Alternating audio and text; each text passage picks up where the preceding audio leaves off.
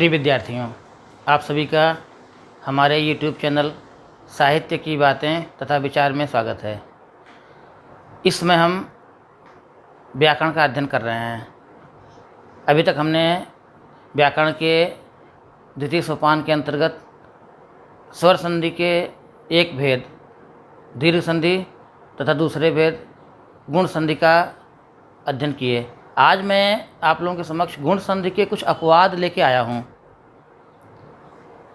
प्रिय विद्यार्थियों, कई बार ऐसा होता है कि नियम तो यहाँ पर गुण संधि के लागू होते हैं, परंतु वहाँ गुण संधि न होकर के वृद्धि संधि का विधान हो जाता है।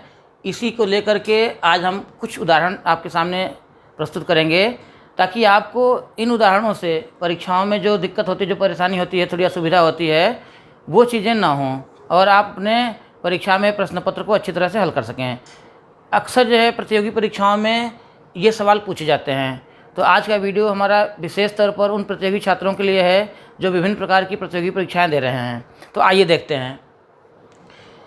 इन नियमों के अंतर्गत पहला हमारा है अक्षादुहिन्याम उपसंख्यानम।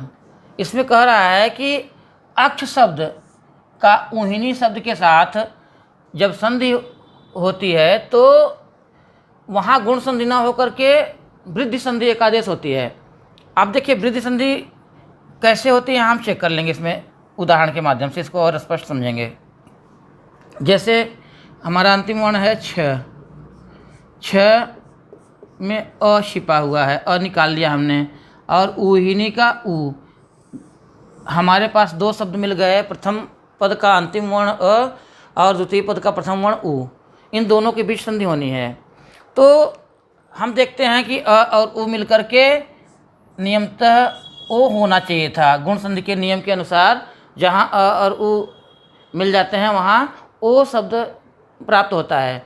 परंतु यहाँ पर ये जो वार्तिक है अक्षादुहिन्याम उपसंख्यानम, इस वार्तिक के कारण जब अक्ष शब्द के बाद ऊहिनी शब्द आए तो यहाँ पर अ और ऊ मिलकर के ओ न होकर के बल्कि क्या हो जाते हैं, अ बन जाते हैं। इसीलिए हमारा रूप बना अक्षौणी।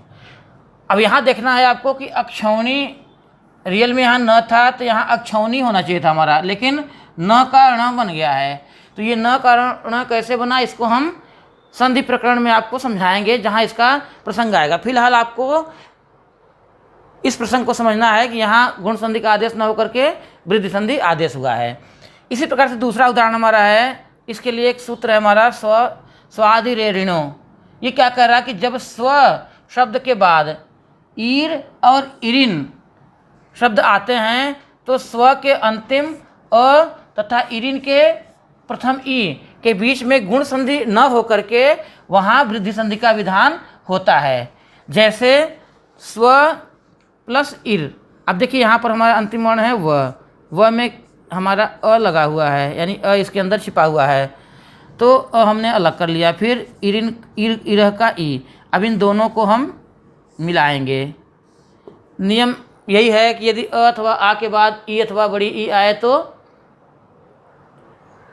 ए हो जाना चाहिए था, लेकिन यहाँ पर इस सूत्र का, इस नियम का बाद होकर के एक नया नियम हमको प्राप्त हुआ, और वो कह रहा है कि यहाँ गुण आदेश ना होकर के हमारा क्या हो जाएगा, अ प्लस ई बराबर अय का आदेश हो गया। इसीलिए स्व प्लस इरह बराबर स्वइरह बना, जबकि होना चाहिए था स्वेरह, लेकिन स्वेरह ना होकर के स्वैरह बना, अर्थात गुण की जगह पर वृद्धि एकादेश हुआ।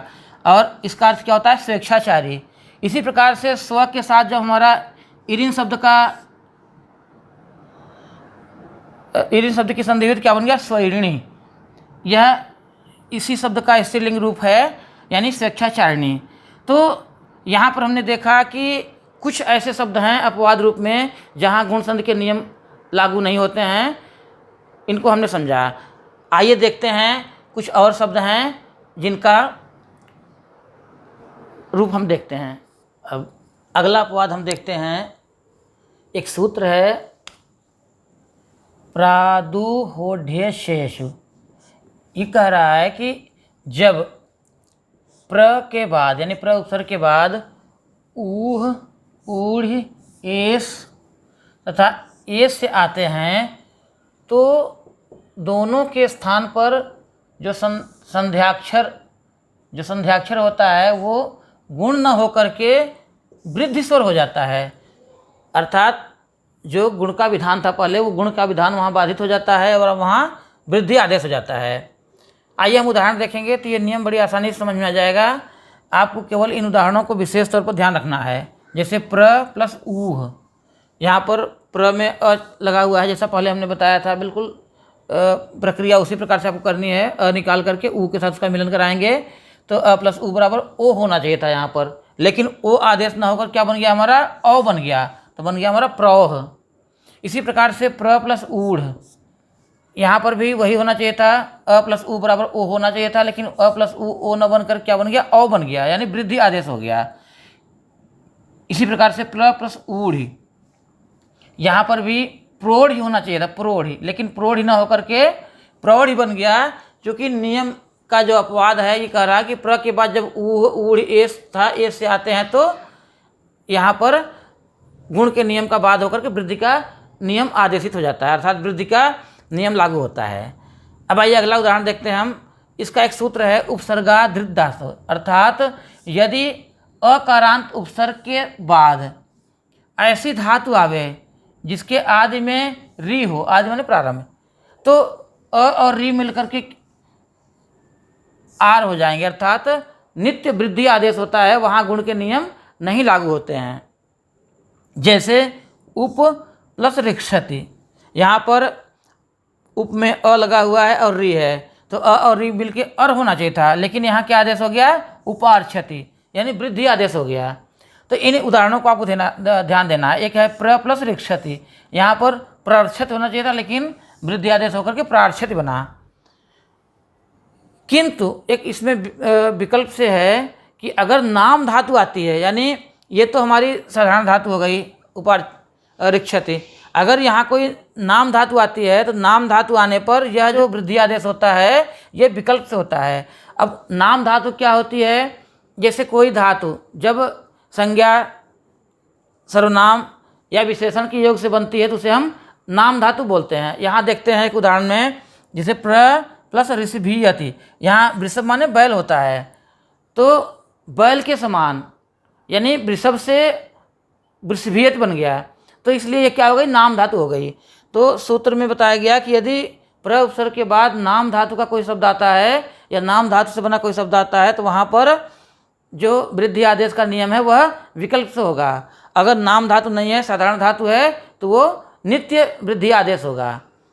कुछ और इसके अपवाद हैं, तो आइए उसको हम इसी प्रकार से ऋते च तृतीया समास से, अर्थात जब ऋत शब्द के साथ किसी पूर्वगामी शब्द का जो तृतीया समास का हो उसका अगर मेल होता है तो जो पूर्वगामी तृतीया समास का अ है और ऋत का री, इन दोनों को मिलाकर के वृद्धि आदेश होता है, गुण आदेश नहीं होता है। यहाँ भी एक अपवाद है। आमतौर पे जैसे यहाँ पर है, मान लीजिए आप सुखेंद्र ऋत है ना, तो सुख का अ और ऋत का री दोनों मिलकर के अर होना चाहिए था, लेकिन अर आदेश न होकर के आ हुआ, इसलिए हमारा सुखार्थः रूप बना।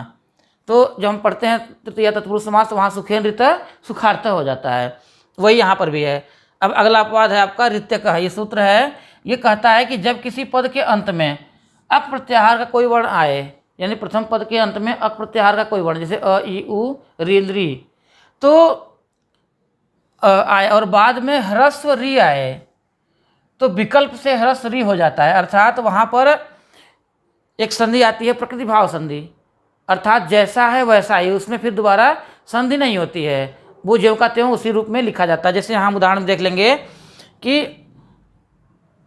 ब्रह्मा प्लस ऋषि, अब यहाँ पर आ की मात्रा आई हुई है, आ और री मिलकर के अर होना चाहिए था, तो गुण संधि तो होता है विकल्प से, लेकिन उसका एक विकल्प और है कि हम इसको चाहें तो ज्यों का त्यों लिख सकते हैं ब्रह्म प्लस ऋषि, तो ब्रह्मा प्लस ऋषि, ब्रह्मा प्लस ऋषि ज्यों का त्यों बन जाएगा, इसमें कहीं भी कोई परिवर्तन नहीं होगा। ऐसे ही सप्त प्लस ऋषि, सॉरी यहाँ ब्रह्मा हो जाएगा, और सप्त प्लस ऋषि नाम, और इसका रूप बन जाएगा सप्त प्लस ऋषि नाम की जगह पे सप्त ऋषि नाम, यह भी संधि हुआ मान लिया जाएगा। हालांकि इसमें आपको कोई परिवर्तन दिख नहीं रहा है, ज्यों का त्यों है। जैसे हमारा यहाँ पे था वैसा यहाँ पे था, केवल प्लस का निशान हट गया है। लेकिन यह भी एक प्रकार की संधि है, इसे बोलते हैं प्रकृति भाव संधि, यानी जैसा था वैसे ही रूप में रह जाना। और अगर हम इसमें गुण संधि करते हैं तो हो जाएगा हमारा सप्तर्षि नाम। तो इस प्रकार से यह गुण संधि के कुछ अपवाद रहे। आशा करता हूं कि आप लोगों को यह समझ में आ गया होगा, और कभी भी प्रतियोगी परीक्षाओं में इससे संबंधित सवाल आएंगे तो निश्चित तौर पे आप वहां पर इसको समझ करके जहां गुण का विधान है वहां गुण करेंगे और जहां वृद्धि का विधान है वहां वृद्धि करेंगे। प्रिय विद्यार्थियों, इससे संबंधित कोई अगर जिज्ञासा आपकी है तो आप हमारे कमेंट बॉक्स में जा करके लिख सकते हैं। हमारे चैनल को सब्सक्राइब करिए, वीडियोज़ को लाइक करिए और बेल आइकन को दबाइए। बहुत बहुत धन्यवाद।